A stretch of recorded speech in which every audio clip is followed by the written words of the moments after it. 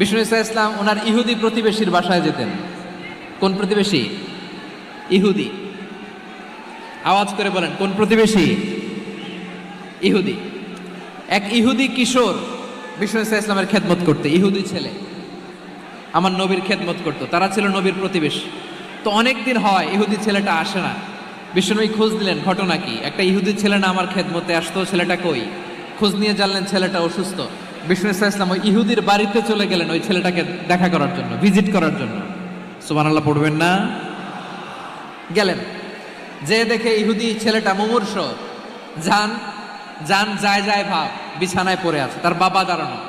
বিশ্বনবী তার মাথার পাশে বসলেন, মাথায় হাত বুলিয়ে দিলেন, আর ছেলেটাকে বললেন, আসলিম, হে ইহুদি ছেলে, আসলিম, ইসলাম ধর্ম গ্রহণ করো।